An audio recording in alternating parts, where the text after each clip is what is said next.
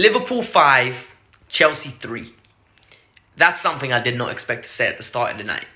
6 things you need to know, here they come. Welcome to the Guys, you guys, and welcome to 6 things you need to know. We're going to give you 6 takeaways. I'm going to try to be as positive as possible.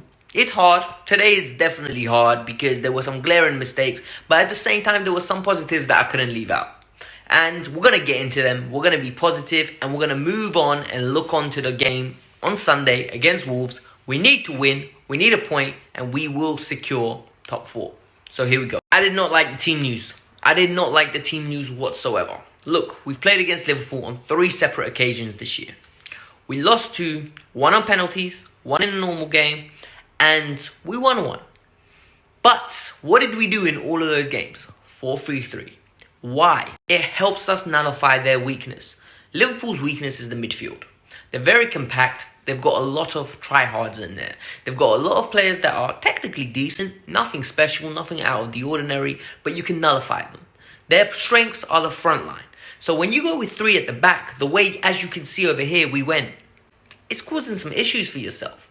You're losing the midfield battle. You're giving them time and space when you should be in their face. I think it was ridiculous from Lampard. I think it was weak management. But we're going to talk about the 6 things we need to go. Give me your thoughts on the team news below, and let's keep it interactive because I really want to hear your opinions today more than ever because I'm actually kind of annoyed. Frank Lampard's yin and yang is number 1. Let me explain. Frank Lampard goes and picks a team, in my opinion, that's weak. He picked a team based on, you played well on Sunday, so I'm going to pick you guys again. Same tactics, we go again. I think a good manager makes the difficult decisions look easy.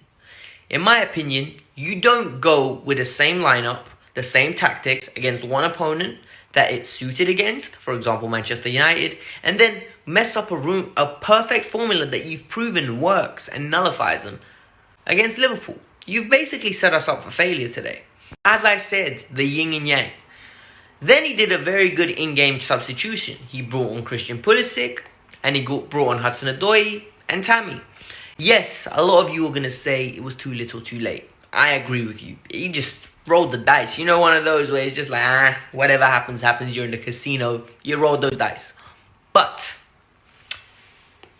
it was late. You start with Mount. You start with Willian. Honestly, it's not that good, is it? It's hard to be excited about it. Takeaway number 2. We need a new keeper. And we need a new keeper ASAP. As soon as possible, for those of you that don't know acronym. Kepa. Did you guys see that ball when it bounced across his 3-yard line? Not 6-yard line, 3-yard line, right? Rudiger was shouting at him. Like, what are you doing? Rudiger bads up everyone, as we know. Rudiger is one of those vocalists. He likes to shout. He likes to lead in a negative way, in my opinion. He puts people under pressure and people make more mistakes. Keepers aren't meant to accept that. But yet, Kepa does. The Trent goal, what a pathetic attempt to save it. What was he doing there? The Keita goal, people are saying that's world class. Bruh, it's in the middle. How are you always getting packed? Honestly, when it comes to Kepa, I think we need a divorce. This is a bad marriage. This is really a bad marriage. This needs to be torn up, dashed away. Loan him, sell him. He needs to leave the club because it's not good for either party at this moment in time. Makes mistakes, we can accept that. He makes them consistently, we can't accept that. Because whether you like it or not, it's costing us. Today, we were in control of the game.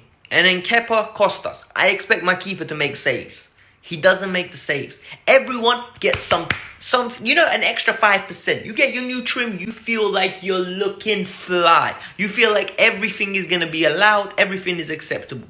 And the problem is, people feel like that against Kepa. Firmino ain't scored all season, don't worry, feed the family, have a goal. Keita ain't scored all season, don't watch that. Have a pot shot, it'll go in. Trent, you want bangers, my brother, shoot. Come on, man, it's not every day charity FC. Kepa, you need to stop. You really need to stop. I'm not going to lie to you, I'll be tempted to drop him again in that final game. I would actually be tempted to drop him. Number 3, we lack leaders. And let me explain this. Not the generic way like everybody, oh, we lack leaders in the club. No, we actually lack leaders. Let me explain. It's as simple as this. Frank set up some dead-ass tactics. I expect my 2 CDMs, or centre midfielders, whatever Kovacic and Jorginho were meant to be today, I expect them to sit in front of the defense. Look, we need a draw. We need 1 point, and we secure top 4. Why on earth are they bombing forward? Why are they listening to Frank's tactics? Sit compact, keep the game tight. Tell Willian, tell Mount, get your asses back. We're gonna be deep. We're gonna hit them on the break. The problem is, we don't have leaders. We really don't have leaders. We need to get some new leaders in this team. And I think the sooner we do it, the better. Because at this moment in time, we lack people that have the authority to stand up to Frank.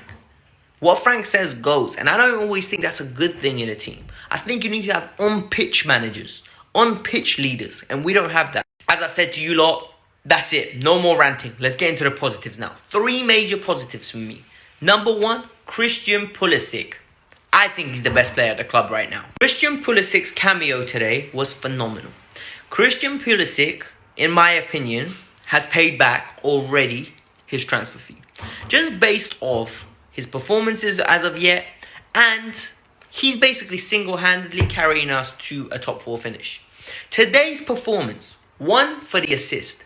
That run was Eden-esque. Eden Hazard-esque. I'm not gonna lie to you.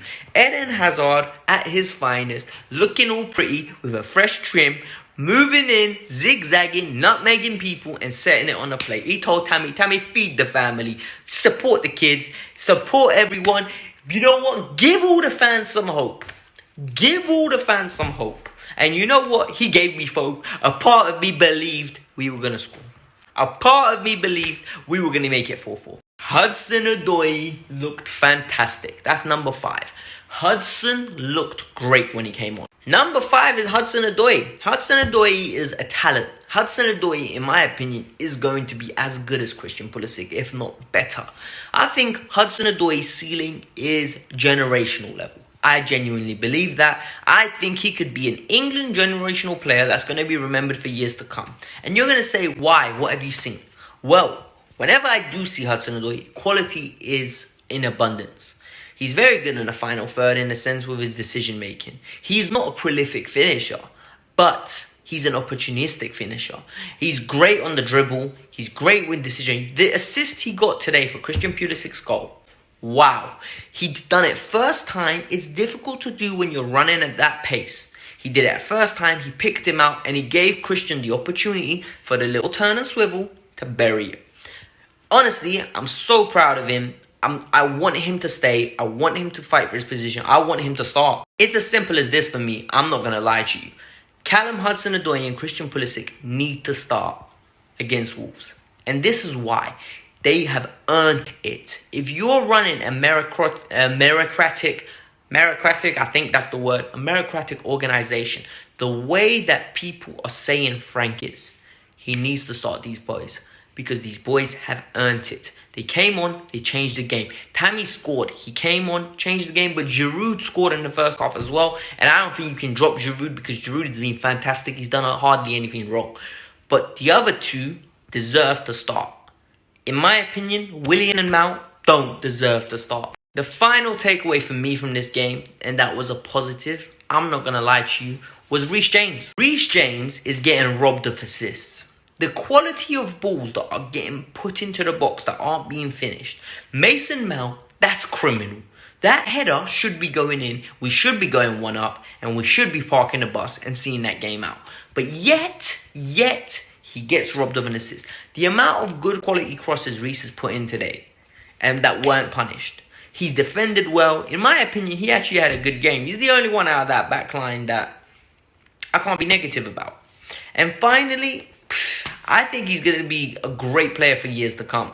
I think people are too hard on him. I think it's easy to criticize him because he's stocky, he's different, he's unorthodox in that position. You don't get centre-backs that are that type.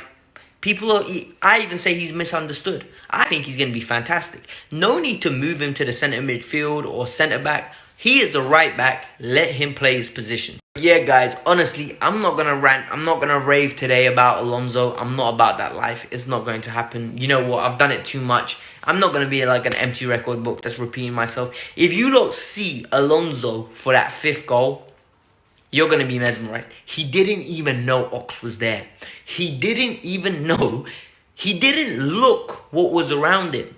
He was ball watching the whole time. I'm not going to continue with the Rudiger nonsense. I'm not going to talk about Alonso. This is all on Frank. He needs to fix it.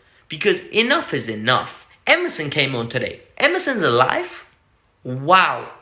But all in all, guys, this was the Gafga's view. It's in our hands. It is in our hands, okay? Draw at Wolves and you potentially get into the top 4. There's a good chance we will. But win and you will 100% get in there. It's simple as that. Everybody, listen to me now. I need you lot to hit the like button, subscribe to the channel, and make sure you're there for my review, my post-match review for next game, and my pre-review, and whatever transfer news comes out. If I want to make a video that's going to give you guys all the credible news, I don't give you mumbo jumbo. I give you what I believe and what I personally read and go, you know what, I think that's true. So if you guys enjoy that kind of stuff, subscribe to the channel. I see you out. Peace out. Bye.